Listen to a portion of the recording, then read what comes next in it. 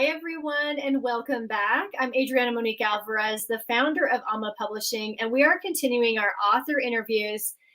This is Uncensored, Untamed, Unleashed, and today I get to speak with Jocelyn Chong. How are you, Jocelyn? I am wonderful. Thank you for having me in this author interview section. Absolutely. So we're going to talk about some of the things you shared in your chapter, but I would love for you to share a bit about who you are and the work that you do. I'm Jocelyn Chong. I'm based in Melbourne, Australia, and I am an author, an award-winning author, and also I have got 2 books that has been one of my best huge highlights of my life in 2021. And one of them is actually part of this book project. So I'm really, really thrilled to be able to share my story in this book. I'm also a certified life and business coach. I help entrepreneurs really make money from a place that is abundant, joyful, and help them really attract affluent clients that really value their uniqueness and who they are. So that's my passion work. I love it. In your chapter, you start off with a story of your grandparents' business and them giving you some money, and you go pick out your own candies, and you really begin to learn the value of money and how to manage your money and, what money is. One of the things that I wanted to ask you is do you feel like the way we view money is pretty established from a young age? Do you think those early childhood memories really define it for us? Yes, that is very much so, because when we are first introduced to the concept of currency, that is the only time it's imprinted in our life where that's how money works for us. And I also observed that with thousands and thousands of clients I come across, every single time I ask them from the earliest memory when they actually remember when money comes into play in their world, either it's good or bad, and it becomes their blueprint. And unless they are brought to their awareness that that is something that had held them back, they continuously subconsciously carry that for their way of life. And that just permeates right through the way they make decisions with, their expenses, their career, their relationship, the way they see money, the way they build relationship with others. All that had a subconscious guidance. And so that's a passion work that I have discovered the last few years to really help people understand and teach them their awareness of their money energy and how it can impact so many areas in their life.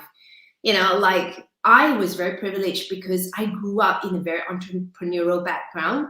Both sets of my parents come from very entrepreneurial environments. So my great grandfather from my dad's side was in mining in Australia, in Malaysia, and they had learned so much. They worked hard. They were in very, very big businesses. And then my mom's side, my grandfather came from China to set up our own business now, and is still very thriving and alive, is because they actually understand the value of money. And then I was then raised in that environment. So I've been privileged because I was the eldest granddaughter. So I had the opportunity to vividly remember about my grandfather. But beyond that, my cousins will have never met him because they have never seen him.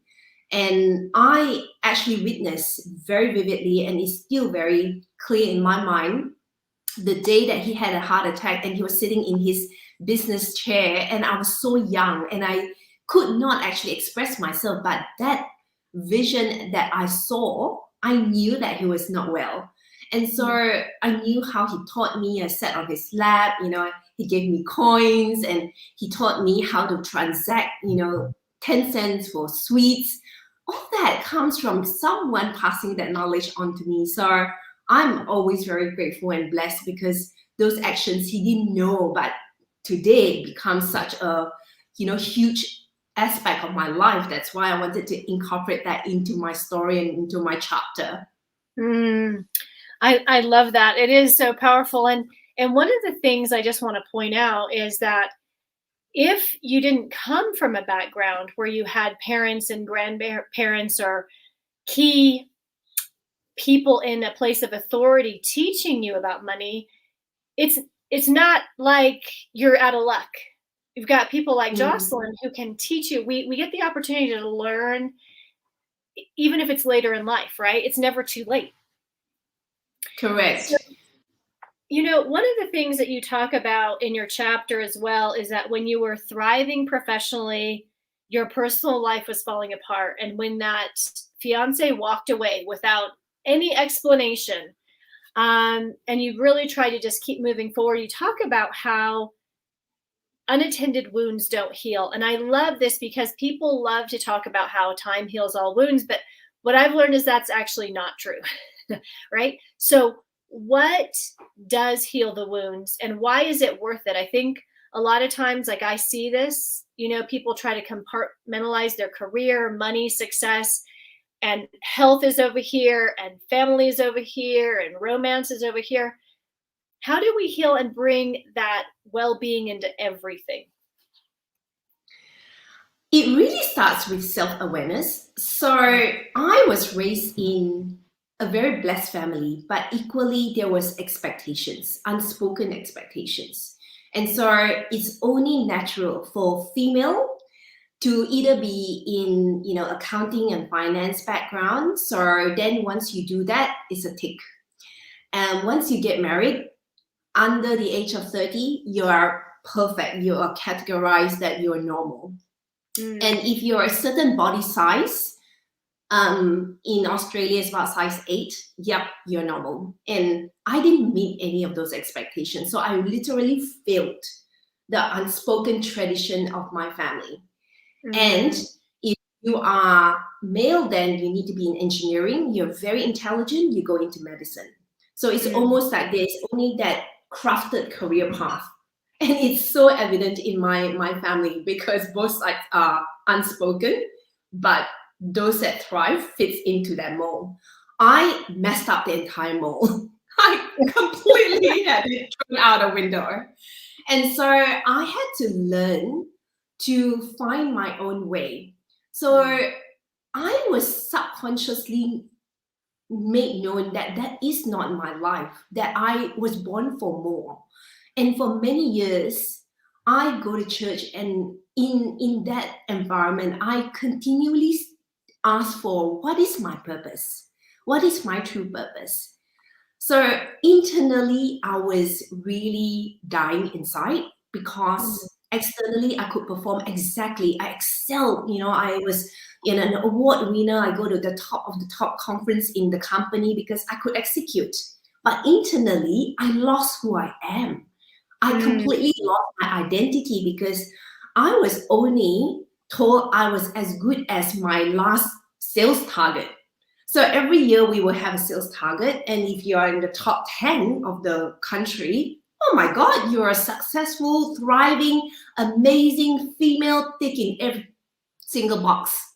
But inside, I knew every time I go home, I was not happy. And so mm, I was in search of finding out because my circle of friends were not people that they wanted to look for more. To them, they met all the criteria. I didn't meet the criteria because I wasn't married, I didn't have kids, I didn't have the kind of life that they are looking for. And so I always feel that I'm an outlier. mm, And along the way, I remembered, coming across Tara.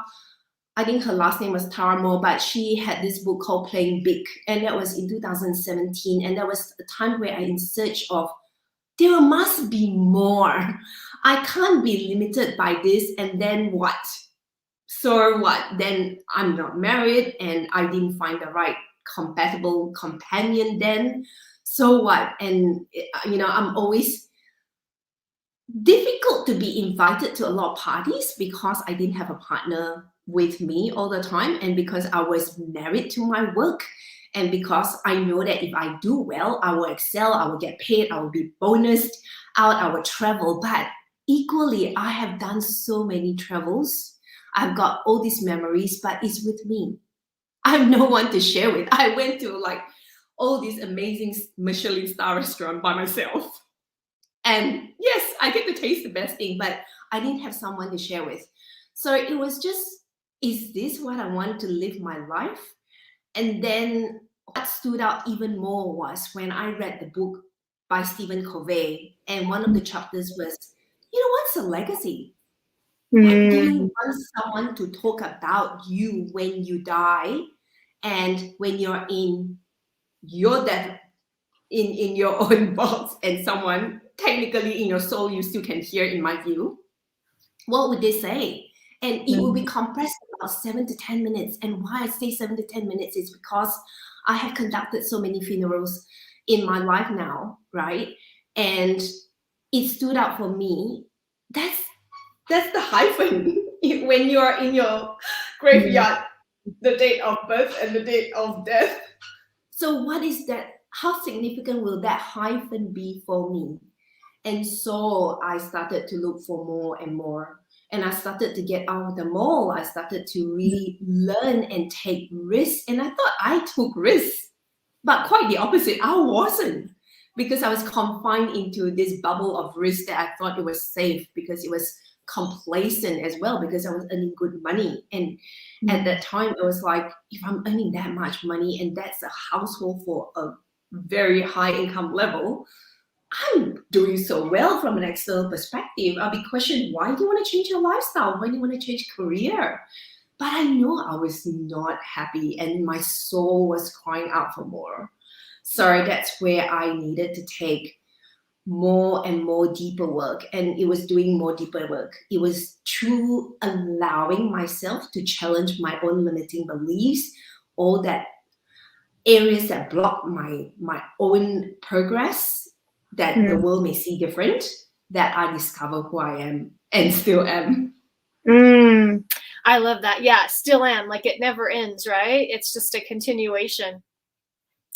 One of the things that I think what you said really relates to the business and entrepreneurial world, as well as the corporate world, is, are we only as good as what we made last month? Right? And you also mentioned, what if we create this whole life, but we don't have anyone to share it with? So as you work with entrepreneurs now, what do you feel is the most important thing that you have to offer your clients? What is it that you're reminding them of? More often than not, strategy, the masculine side of things, is easy in my view, because by nature, that's one of my superpowers. But more importantly is to really tend your own soul. Your soul has got a life, beyond your body, that will decompose when you leave your body. And so I invite a lot of people, number one, is to really clean out the past, whether it's generational traditions or curse that might happen from lifetime to lifetime that you may not be aware of, that if you decide and allow and explore and be open-minded to go through that healing and clean that out. Because once you clean that out, you don't know how much you have been carrying that in your cells, in your subconscious mind. And then once you have done that work, you'll be staying so present to give all that you have in your own hands, all that you have, every word that you choose to speak, every word, everything that you do for someone else. We are here to give and share our gifts and talents. So once you have got that, use every unique talent you have been gifted. I always tell myself, why, sportsmen paid so well and they are pursuing their own passion. Like, we are in Australia now, is Australian Tennis Open season. I pay them $500 a seat to watch them play their passion game. I don't get any skill out of that. The only pleasure is the environment, and I pay that. And if I think about golfers, and my partner watch a lot of golf games, and so is my dad, and they passionately play their passion. Like, it's a sport. There's no benefit. Like, apart from watching how they practice and how they, shorten their skill set through a particular coaching session or anything like that. And so what I'm coming back to is do what you're passionate about. If you are someone who's so good in water painting, go for it. If you're so good in writing, go for it. If you're so good in creative writing, go even deeper for it. Like Adriana, you pursuing your passion to help people bring out their story in a smaller chapter, because a bigger book might be a little bit more overwhelming at the start. You are doing that passion work. Because of that, my life last year has changed tremendously. Because of that, because earlier last year, I had in this mindset of mine, because I'm good with numbers. I am from the accounting side. We see graphs, we see numbers, we see pie charts. But my major block last year was I didn't know how to write my story. I struggled to tell my story, and I struggled to express it in short form, whether it's 50 words, 200 words, 1,000 words to 3,000 words. And for me, that was a major breakthrough doing my first book, which, was trained by you and under your leadership and your mentorship by Bridget. And then to, come across that path with you in August last year, and then to participate in this book project. For me, it was healing, because it was in me, but someone else told me I don't have a story, that my story is not important and it's meant to be hidden. Or I had that subconscious mind, because, the more we think about a thought, it becomes a thought error and then becomes a predominant thought. And so I go, no, I'm going to work through that. I'm going to rise above that. I'm going to tell my story. And through that, the healing comes. So any healing must come from someone that wants to allow themselves to heal too. If you're listening to this, at some point, I give you full permission granted from us, that you tell your story, however short, small, whether it's 5 words, 2 words, 3 words, 5,000 words, 10,000 words, whatever it may be, your story will mean something, because we're human beings. And so tell your story. I love it. Jocelyn, where can people learn more about you and the work you do? They can come to my website. It's www.jocelynchong.com.au. And if you buy the book, there is a number of ways at the back of that chapter of mine that you can find me on Facebook, you can find me on Instagram, you can find me on LinkedIn, and you can definitely subscribe to my email, because that's where I share more of my story. That's where you get to really see all the hidden areas that I share more, because that is a channel that I'm very comfortable to express myself even more. So come and, connect with me, even just under my presence and, under my stories, you might catch something, and I hope you do, because that's what I'm here to do. And I would love, love, love, love to give you an opportunity to participate, whether in my mini programs, listen to my podcast, which is Cash Flow is Confidence. I have that published every week, and I interview different female who wants to actually, grow their business, and they have their own story as well. And so I champion others to tell their story as well. Beautiful. I want to invite everyone, get your copy of Uncensored, Untamed, Unleashed. It's available on Amazon, and Jocelyn said it. All of her information is in the end of her chapter. Until next time, here is to really owning who you are. Let the world have your gifts. That is what we're here to do. Thank you so much, Jocelyn. I'll talk to you soon. Thank you so much for having me. Bye. Bye.